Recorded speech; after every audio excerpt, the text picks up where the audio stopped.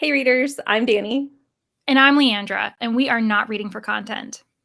This is a monthly book club podcast dedicated to reading in depth and leaving no plot point unturned. Each month, we read one book over the course of 3 episodes, basically reading 1/3 of the book at a time.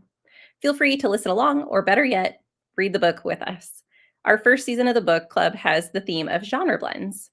A list of books and the club schedule will be in the description. Hello, bookish friends. Welcome to another episode of Not Reading for Content. For those of you who are new, every time we happen to have an extra Friday that doesn't involve the book we're reading that month, we have bonus content. For instance, back in December 2024, we had an extra Friday. So we asked our listeners to provide us with bookish memories that they'll be carrying into 2025. This time around, we have another free Friday to have some really interesting bookish discussions. And so Danny and I are going to be discussing our thoughts on our rating system, specifically a 5-star rating system, how we rate our books, why we rate them the way that we do. And it's going to probably be a very interesting discussion to see how similar we are together, but also if you agree with us. Feel free to write in, let us know your own reactions to our 5-star reading preferences and also how you rate your books in return, because that could be an extra bonus episode later on in how we react to you all rating your own books. So without further ado, let's get into it. Danny, how are we going to even be discussing this huge topic? Well, I thought that it might be interesting for us to go up in our ratings. So let's start with all of our books that we've rated. And we're obviously not going to talk about every single book that fits in these categories, but we're going to start from 0 to 1 star. And we're just going to say, if a book ends up being in that range for us, what does that mean? Let's give our listeners kind of a means to figure out if I rate something a 0.25, what do I think of that book? Because ratings are obviously subjective. And so if I rate something a 1 star, someone else might rate it a 5 star. And people can gauge, like if they know that they disagree with me on a lot of books and I hate a book and they're likely to like it, they might pick it up. That's true. So, as you say, 0 to 1 star range. Oh no. I mean, obviously, what's kind of nice is if that's such a low rating, we obviously didn't like it. It's obviously, in our opinion, among the worst books that we've read. Let's be honest. So for me, not only will I likely find issues with the writing style, maybe the plotting, character development, but if I'm going to go 1 star or lower, like you said, 0.25, 0.5, 0.75, I likely also found issues with the book that I find harmful to readers. Either rhetoric that I find really disconcerting, maybe there was problematic or toxic content, issues regarding, say, homophobia, racism, sexism, all of the isms, all of the phobias. And I would find it really disconcerting and kind of troubling if people are recommending this book, because I would never recommend this book. I think that it has enough issues where I actually feel like we need to have a beacon warning people against reading it, which I wouldn't say for most books. But if I'm going 1 star or lower, that means I'm doing the opposite of recommending. I'm recommending that you stay away. Do not touch this Yeah. book. Do not support this author. How about you? Yeah, I agree. If there's problematic content, that tends to be where I would place books. But I will also say that if I just absolutely hated a book, it doesn't necessarily have to have problematic content. I will place it in this rating category. Most of these are books that, like, if a book does not have problematic content in it and it ends up getting a 1 star or below for me, typically it's going to be a book that I forced myself to get to or to get Mm. through. And I know we've had this conversation before that sometimes, and this might be, a future discussion on the podcast as well, we feel like maybe we're not allowed to rate a book if we don't get all the way through it. And I know there's a whole bunch of varying opinions online. And so sometimes if I'm reading a book and I really don't like it, I will push through because I'm like, I am going to finish it. And so no one can tell me that my opinion doesn't matter because I've Mhm. read the whole thing and I hated the whole thing. And so I definitely have done that before. I've thrown a book across the room before, like at the end, and those are definitely like my 1 stars or below. So they are books that I could talk for days about the things that I don't like. There are certain, and we'll get there in the ratings. There are certain ratings that I do feel like my opinions are rather bland on. It's just I don't really care. Whereas if I'm rating something a 1 star or below, I have strong opinions. Oh, yeah. I feel like there is a dip in emotions, in strong feelings as we get to the middle range, which is, Yes. 3 stars. And then we have this spike again where our feelings are heightened, but in the opposite direction. And I'm glad you mentioned that 1 stars or lower don't necessarily mean that they are automatically problematic. It could just be that this is a horribly written book. It's terribly written. It really made me angry in the worst ways.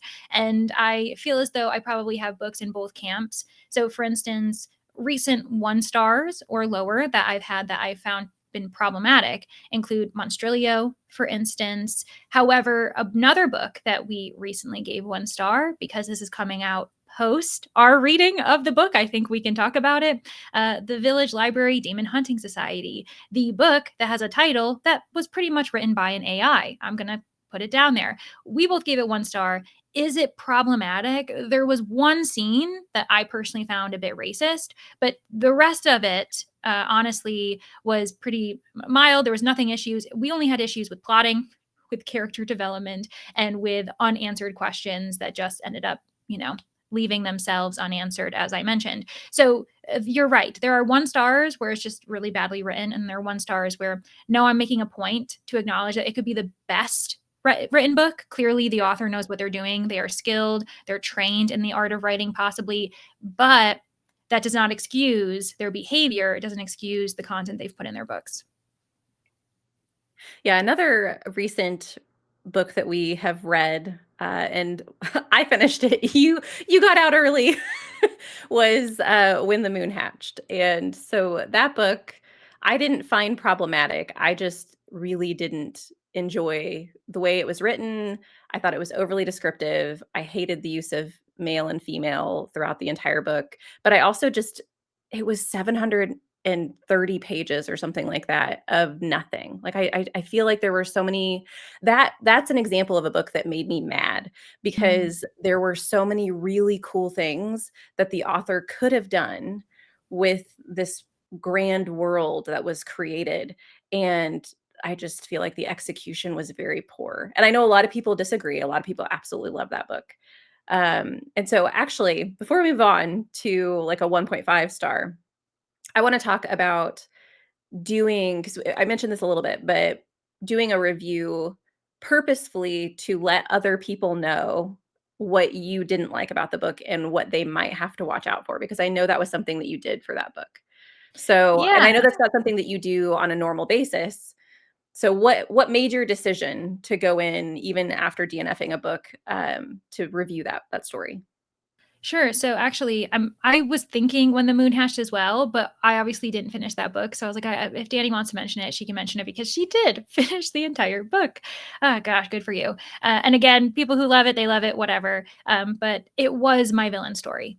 This book led me to rethink our perspective when it comes to, not reviewing books we've DNF'd. Now, every book I DNF, am I then going to give a review? No. But I have changed my tune. In 2025, I'm officially going to review books that I've DNF'd that I think deserve the review and deserve the 1 star rating, even if I didn't finish it. And the main reason I have this is because at the moment, I don't think review sites have any way to accommodate for DNFing, for people who want to voice their issues with a book, whether it's, about content warning, about triggers, about problematic scenes, or just, again, things that they find as issues because the story is flawed in some way. And because Goodreads, Storygraph, Fable, other review sites don't have that type of accommodation when you DNF, that's why we're seeing hugely inflated ratings, where it's 4.2, 4.3 stars. The reason for that is because everyone who refuses to give time to a 700 and something page book, they're going to DNF it because that's a crazy tall order to ask every single person who knows early on they're going to hate this to keep going. So Absolutely. that's it ends up being this huge issue. So I was thinking, no, I'm going to give my thoughts. I read the book for like 40% of it, meaning that I pretty much read a book within it. So I'm like, you know what? I put in my time and I'm going to, provide my rating. And Goodreads, unfortunately, only has the, 1, 2, 3, 4, 5 whole star rating system. And I did actual rating 0.25 stars. So if people read the review, they will see, no, actually, Goodreads cannot. It doesn't have the ability to provide the rating system that I want. And yeah, I won't do that for every single book that I DNF, because sometimes I'll DNF a book and I think it's 3 stars. I think it's gonna be fine.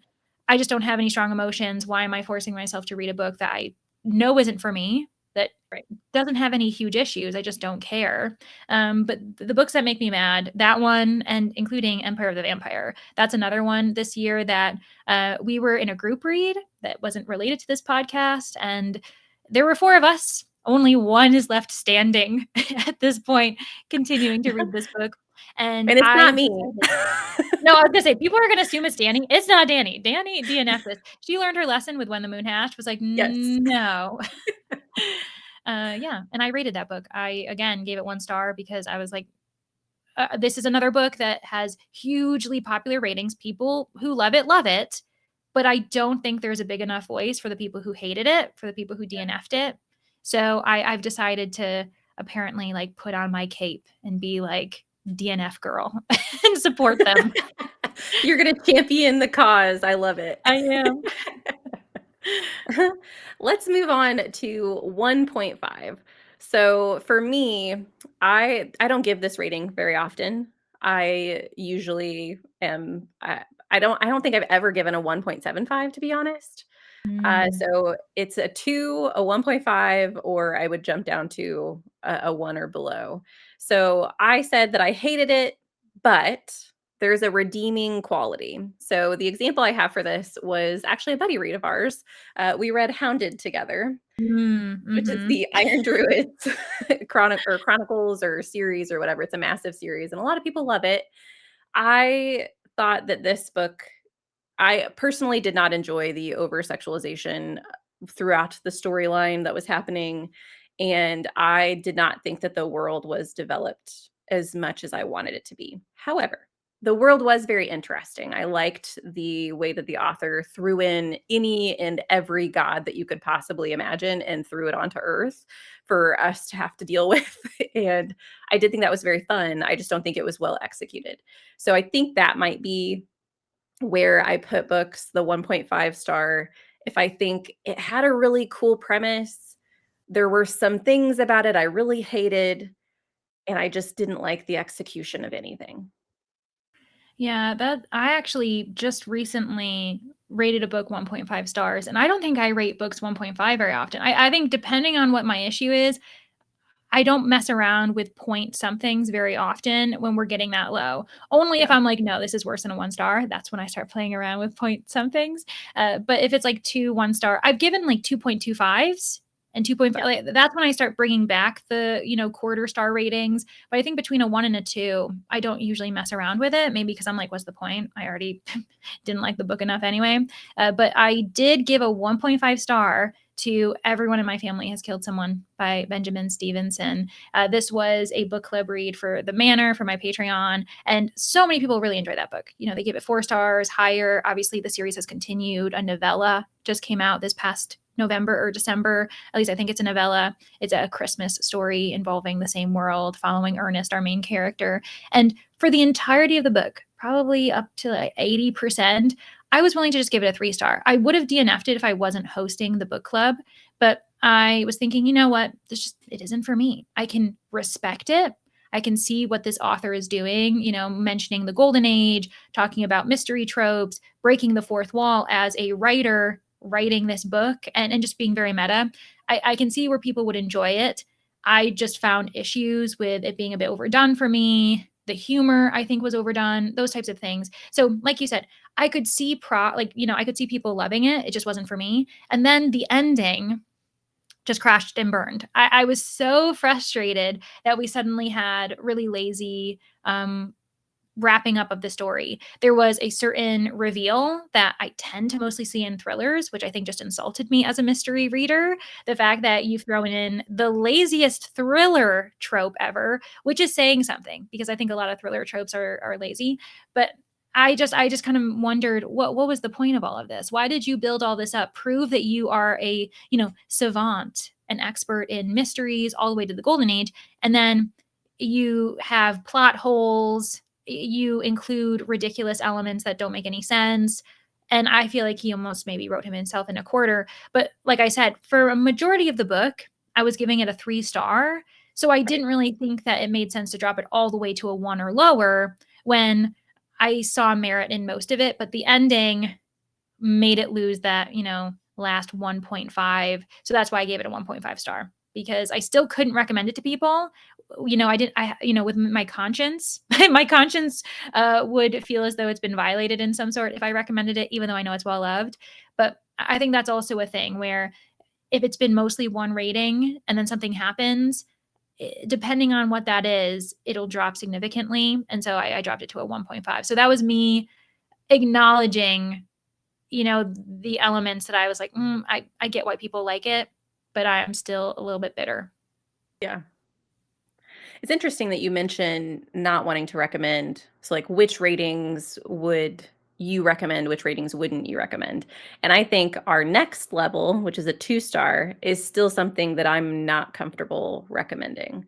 I don't think it's until we hit the 3 star level that I would say those are books that I could confidently recommend to people. They might not be books that are my favorite. A lot of 3 stars that I give are just kind of meh for me, like, it's okay. It's a book I read type of a thing.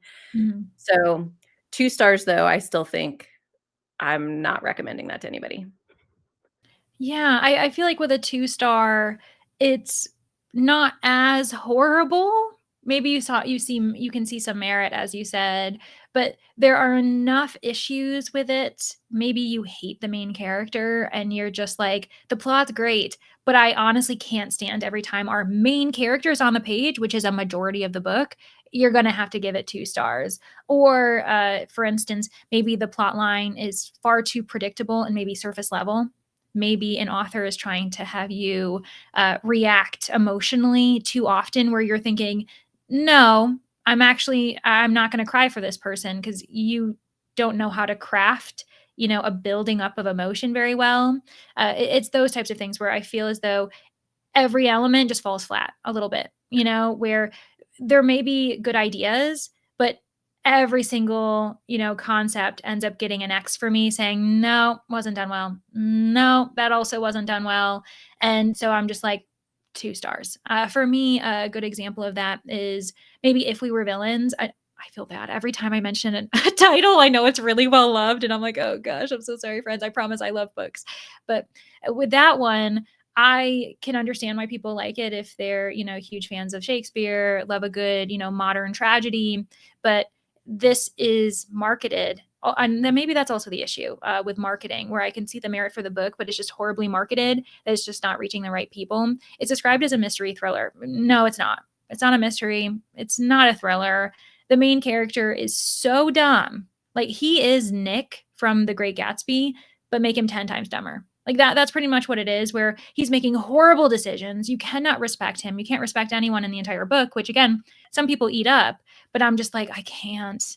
I can see that the author knows how to write. I can see that she's an expert in Shakespeare. Like, she has a master's in, I think, Shakespearean lit or something to that effect. So I can see all of these things, but nothing was hitting the mark for me. And by the end, I just thought, what was the point of me reading this? I Yeah. think that was it, where I could see it could have been, a certain type of ending, which I would, respect or appreciate. But by the end, I just thought, I feel like I wasted my time on an author who can write. So that's why I gave it 2 stars. Yeah. I don't know that I have any recent examples of 2.5 or 2s. I have Mhm. 2.5s, and I think my 2.5s are maybe your 2s, because Ah. as you're talking about just the fact that I'm continuing to read because you feel like there's potential, right? The author's writing is okay. It's something that you could feel that you feel might lead to something that you could really enjoy, and then it just doesn't, and then you're like, "Okay, well." I feel Mhm. like my 2 stars maybe are I would consider these books that I would say I'm not a fan of, and they frustrated me. So there's a difference between being mad at a book, which are my 1 stars, 1.5 stars. I could say that those books probably angered me to a certain extent, whereas my 2 stars, I would get frustrated because I feel like there's this constant almost like, "Oh, this could be really cool. Oh, no. Oh, wait, this. Oh, no. Never mind." Mhm, mhm. And so it's almost like I don't know. I'm trying to think. Let me see. There's gotta be a 2-star that I've had so far. Hold on. Let me look at my Goodreads real quick. As you look, I will say I do know what you mean, because when you said frustrated, that's how I felt with If We Were Villains. Yeah. I think it is an escalation of emotions where 1 star, you're infuriated. Like, you are so angry, whereas with 2 star, you're frustrated. You were on that cliff. If that author did one more thing and pushed you off, it'd be a different story. But that, I fully agree that my 2 stars, I am frustrated with the author, with the characters, with the plotting, and that actually I think that's a very relatable description of that. Well, so after looking, I don't I guess I don't rate just single 2 stars very often. I think once something gets to that point in my head, I just lower it to a 1.5 because I think my frustration maybe boils over a little bit. I can think of multiple 2.5s. So I use 2.5 and 2.75 way more frequently than I use the points between 1 Mm. and 2. So for 2.5s, just to give some off the cuff of really popular books that I know a lot of people have enjoyed. I rated The Poppy War a 2.5 star. West Passage that I just read is a newer release. I rated it 2.75. I'm Afraid I've Got Dragons was a 2.5 for me, whatever the title is. I'm sure I got it wrong. And I think that these are stories, so to go back to your line of reasoning as far as like the author being a good writer and just it not hitting for you, I think those in my head throughout this entire story, my brain is thinking it's a 3, it's a 3, it's a 3. Mm. And then when I get to the end and nothing has happened, I'm like, okay, it's a 2.5. Like it didn't deliver enough to be a 3. So I think that's why I end up using those 0.5s within the 2s. And I still would say 2.5s I'm not going to recommend to people. Oh, for sure. And actually, oppositely, what's so funny is you saying that you don't really use 2s, but you use 2.5s. I think I rarely give 2.5s. And maybe that's where, if it's like we're considering a 3, I'm like, nope, boom, 2. Like, I'm like, we're not playing around. Whereas, yeah, I just don't think I use 2.5s. I can think of a 2.75 that I gave recently this year. Oh, well, 2 actually. So one, which I rarely do, was a middle grade. So The Mystery of Locked Rooms by Lindsay Curry. Nothing was where I'm like, there's nothing really inherently wrong with this book, but because I don't think it's very well written, I don't even think I could see myself recommending it to a middle grade audience. So rather than a 3, I give it a 2.75 because I'm like, there's nothing Yeah. crazy wrong with it. It just wasn't really well written. It felt very rushed. So I was like, I'll do 2.75. And a while ago, actually back during Battle of the Booktuber, I'm 99% sure that I gave Assistant to the Villain 2.75 stars because I was like, it was thinking like a 3 the entire time. Actually, I could see it being very cute. It's clearly romantasy, but just in a storybook setting, which I know a lot of romantasy readers are going to like wag their finger at me. And I'm like, no, it's romantasy. It's just that the fantasy is cozy. Those things exist. But for that one, I think what kind of just lessened it was actually this reveal scene where we found out who the villain was and what the motivation was. And there was some weird sinister elements to it that just felt really icky to me. And so I was like, suddenly I don't feel like I could recommend this book. But for the most part, it was just felt weird to me. It's not like Yeah. it was problematic. It just felt really icky. It gave me the ick, as the kids say. So I gave it 2.75. I'm like, a little bit. Whereas if I'm playing around with like lower than 2.75, I do think I just default to 2 because I'm like, nah, if I think about it long enough, I'll justify the 2. Something I do think as well for all of my lower ratings, so Mhm. 2.5 or below a 3-star, I will say most of the books that end up in those categories, I either don't like the characters, I don't think that there's character development, or there's like a disconnect between me and the Mm. characters because I am a very character driven reader.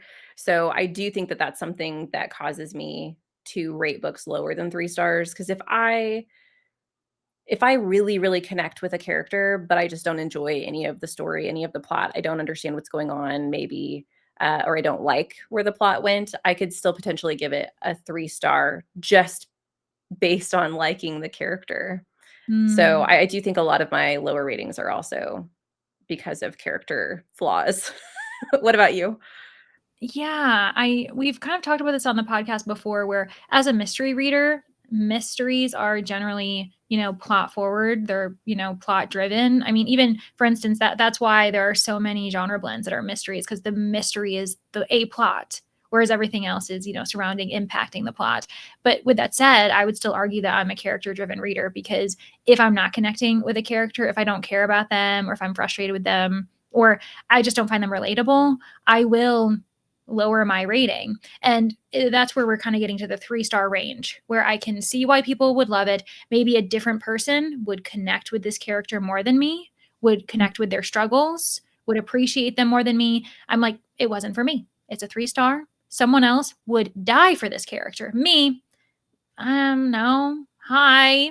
Have a good day. Whatever. Like they'd be someone I pass in the office and just think, ah, gosh, that person. I mean, they're just there. I'm not going to invite them out to drinks after. You know what I mean? Or like, there's nothing Yeah. wrong with them, but like, they're not my friend in the office, I guess. Let's get out of this weird analogy that I'm doing with here. But like a good example for me, and I think what's great is comparing it to you because you enjoyed this book more than me. I don't know if you, there's a few that I have in my mind, but one that I have in mind specifically is The Spell Shop, a really well loved book. People adore it, and I understand why. For me, I never connected with the main character. I found her love interest, her relationship with him to be kind of surface level and more distracting.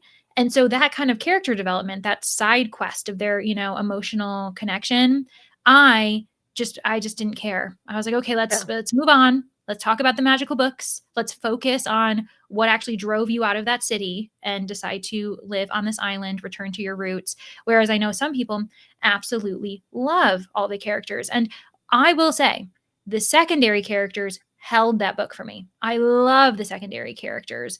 For instance, we've got Meep, and we also have that one character. What's his name? The other secondary As character.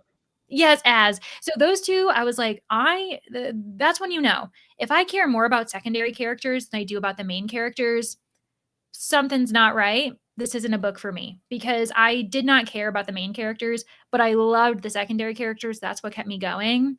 That tells me that it cannot be a 4 star range book yeah. because I don't care about the main characters. So as much as I love a good secondary character, they can't be what holds the book for me. Yeah, I agree. I think that 3 stars, other than, like, character development and things like that, for me are just kind of meh. I just they're books that literally if someone asks me like, "Hey, have you read this?" I'd be like, "Yeah." They're like, "You have any opinions?" "No, it was okay.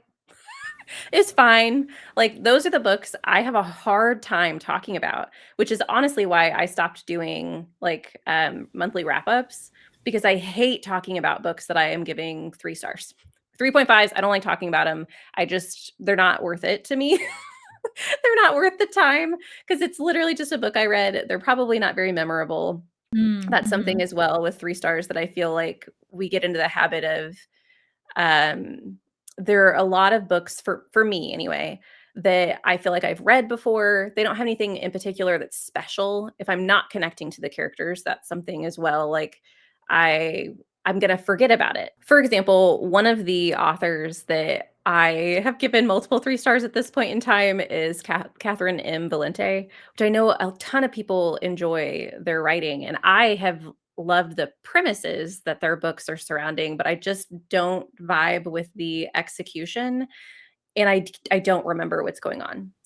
Recently, you asked me about The Past is Red, and that is one of the books that I remember reading, and honestly, if you look on my Goodreads, it's rated as a 4 star. That was, like, before I really understood my own rating system, and I it has really good messaging in it, and so I ended up giving it a 4 star, but as I look back on that, and anytime I think about that book, I'm always like, meh. I remember when you first asked me about it, you were like, hey, I saw that you read this book. And I had like a completely flat reaction. I was like, "Meh, yes, yeah, sure, I read it." And you're like, "You rated it 4 stars." And I was like, "I did." And Yeah. I don't remember like specific events in that book. So if you do read it, I'm not gonna be able to help you. Oh, yeah, I just thought that was so funny because I was like, "Ah, interesting," and the reason why I was looking into the passes read is because this past year, I ended up reading another book by Valene. It was Space Opera, and actually Space Oddity, the sequel just came out, so I ended up giving that one 4 stars because I did enjoy it, but, there were issues where it's kind of plotless. It really isn't, and that's what's funny is we talk about ourselves being character-driven readers, but yeah, I feel as though this is an author who provides really great premises, but like the plot isn't really it's not the main focus. It's not action packed. And so we will say that whether you're a character driven reader or a plot driven reader, obviously there are exceptions. And so yeah, when I asked you about the passes read, saying, "Hi, I wonder if it's kind of similar to space opera," and your reaction was so off putting, and I was like, "What is she talking about? She gave it four stars. I mean, what are we doing here?"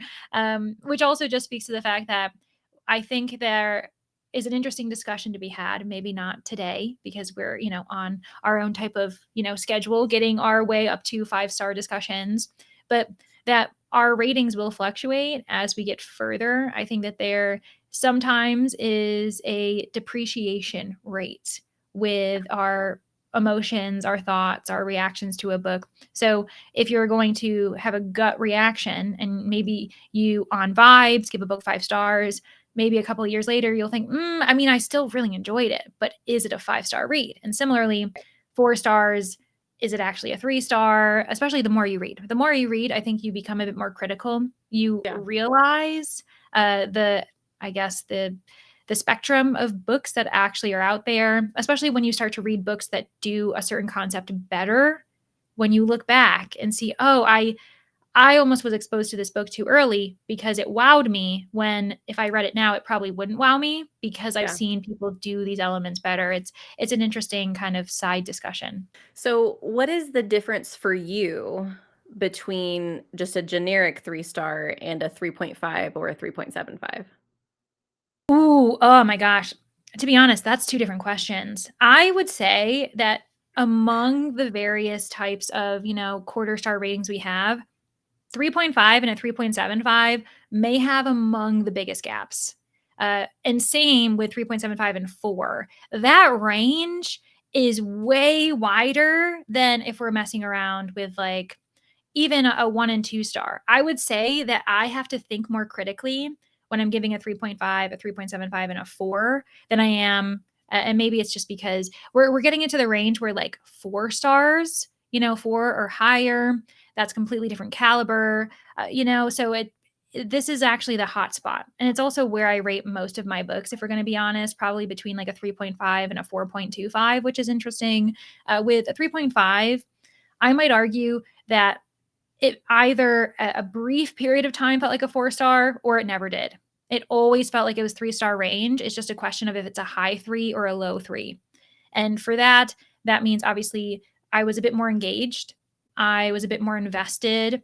Again, recognizing that this could be a thrilling book for others, but to the point where I was invested in the ending. And maybe it's the ending that hurt it for me. Maybe if the ending had gone a different way, I could have given a 4-star, but the pieces just didn't fall together in the way I wanted them, or a character made a certain decision that really frustrated me. An author made a certain decision that just kind of soured the book for me. Where again, maybe I would consider rereading it. If I give a book 4 stars or higher, that's also something I'm being a bit premature in this discussion. I would reread it. 4 stars Yeah. or higher, I would reread the book. But something's happened potentially where I'm like, I couldn't see myself rereading this book because something has happened where I'm like, I wouldn't want to reread this part. So then it drops to a bit of a 3.5. Again, execution for the most part is pretty well done, but something has soured me, or maybe there's been parts where it's become really slow. But basically, by the end, I'm not satisfied. I need to Yeah. be satisfied. If I'm giving it a 4-star or higher, I have to be fully satisfied with the ending. And if I'm not, then it's 3-star range, probably a 3.5. I would say if I'm rating something a 3.75, it would have had to have potential to be a 4-star. Oh, 100%. A 3.75? Yeah. Whereas 3.5? No. right. And so I do think I don't use 3.75 as often. I think my 2 ratings that I use most often are probably well, that's not true. I think my range of heavy usage is 3.75 through 4.25. But as far as the ones that I would say are the most different are probably between 4 and 4.25. It's just what I found recently with my 4 stars, and I do wanna kind of reassess this year and see if I really like how my ratings went in 2024. My average rating was a 3.8. It was like a 3.88 or something like that for the entire year of 2024. And so I do obviously give like those are my most common ratings would be 3.75 and 4 stars. But as I was looking at well, I'm getting into the 4-star range as well. Let me move back, shift back to 3.5s. I'm getting ahead of myself. I think 3.5s are books that I still I would never consider rereading.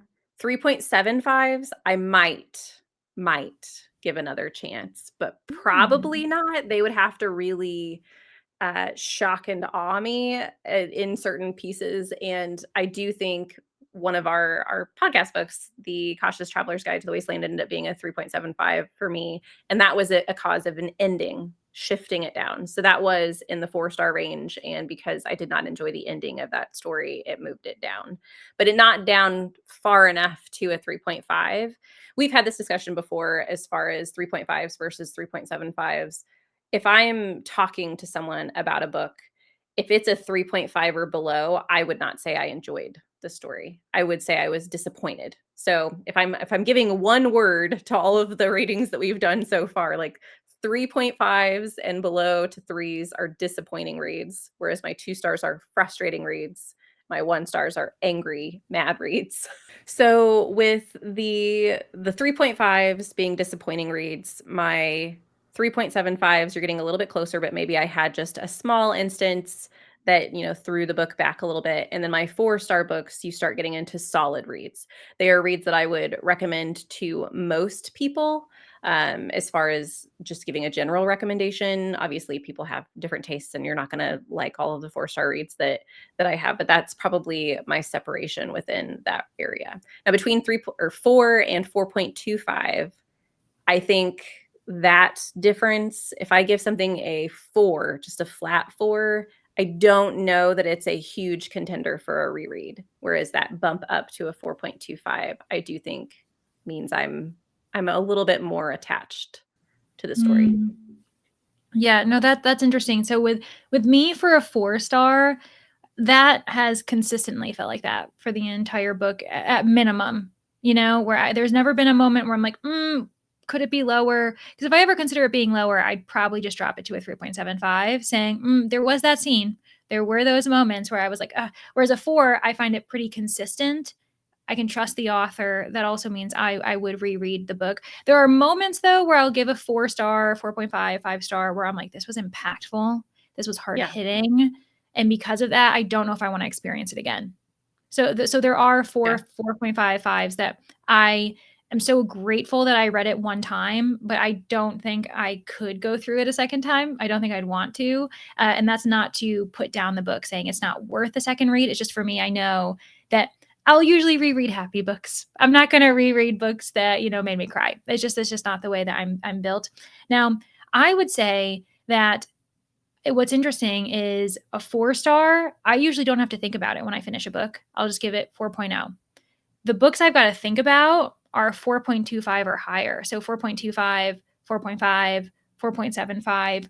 Those ones I'm sitting on, it's very gut reaction when I just give a 4.0. I'm just like, 4.0. Like I don't know why. I don't have to worry. I don't have that difficulty of 4.0 versus 4.25. Whereas I also don't often give 4.5s or 4.75s, to be honest. Those ones, I think that's the thing, is I'm in between giving like a rare 4.5, a rare 4.75, and if I don't, I drop it to 4.25. That's where I'm like, yeah. it's not I could common see that that. yeah.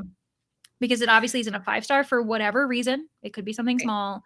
And so I'm like, oh, okay, like how much am I docking it basically? My default dock is 4.25 if I do think it's like worth more than a 4-star, but I'll rarely do a 4.5 or a 4.75. I don't know if that it makes sense in my head. I think that I give 4.5s way more than I give 4.75s. In either one of Weird. those options, it has to be a potential for a 5-star throughout the read in order for me to even consider a 4.5 or a 4.75.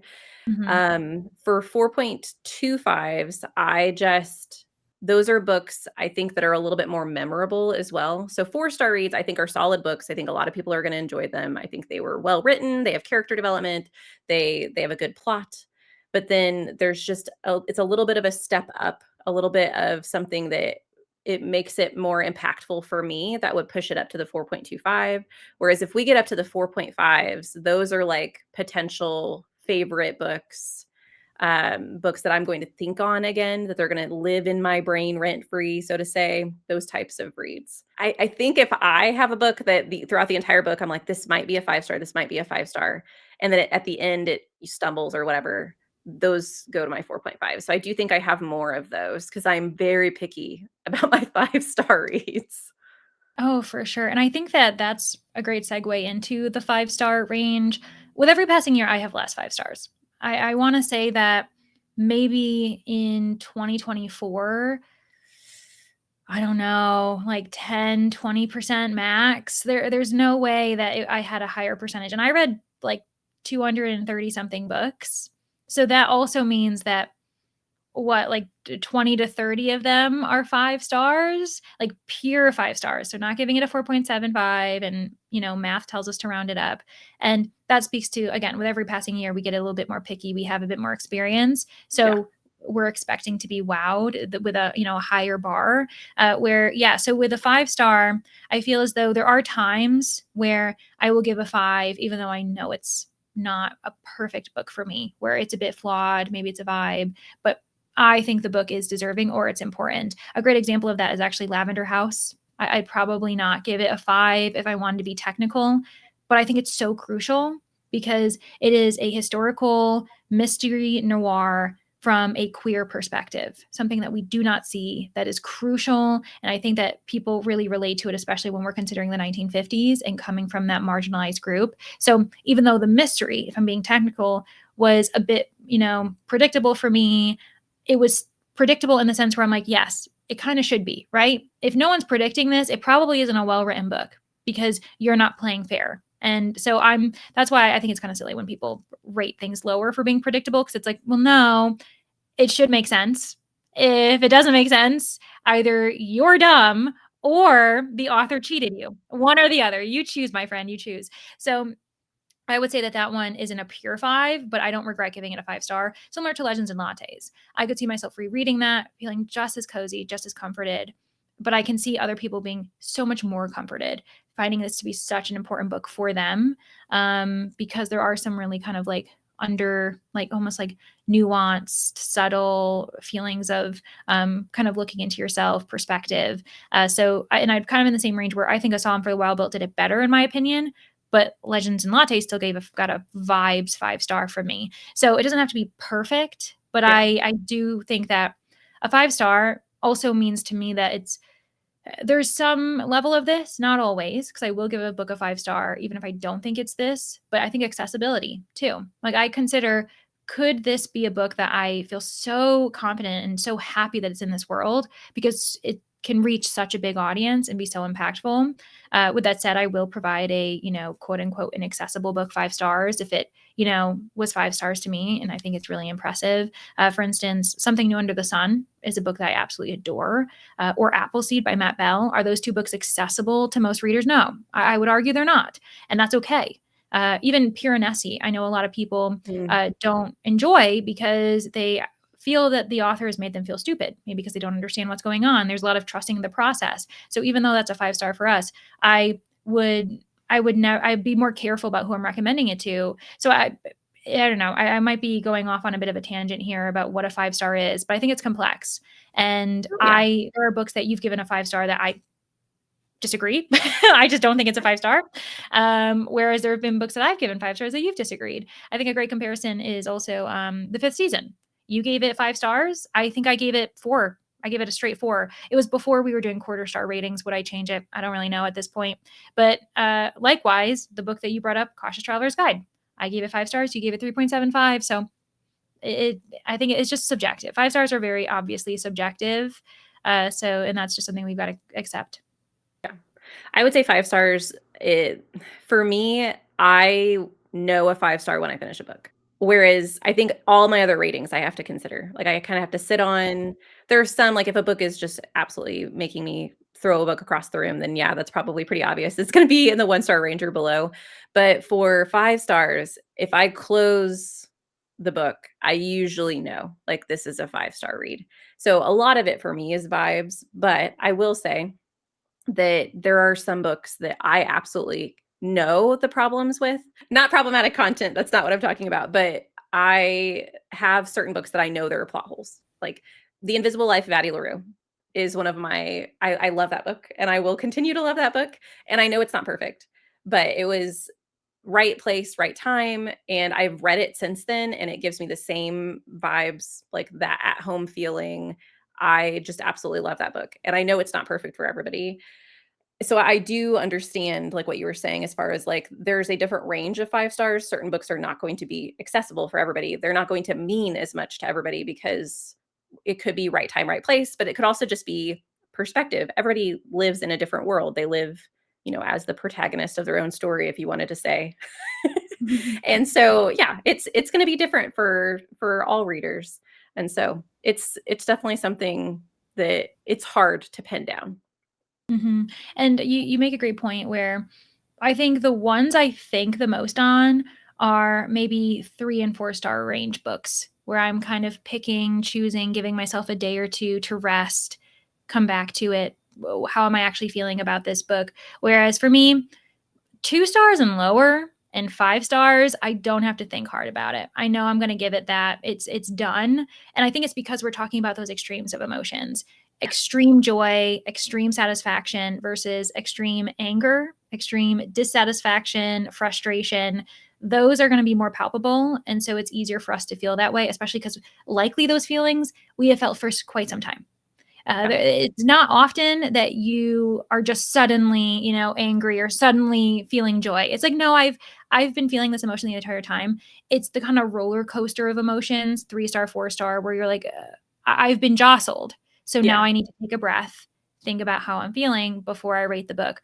Meanwhile, there are other people who probably are, going to be listening to this saying, I never have to take a day or two to rate a book. I just rate it, boom. And what's going to be fun is if any listeners say they don't rate books.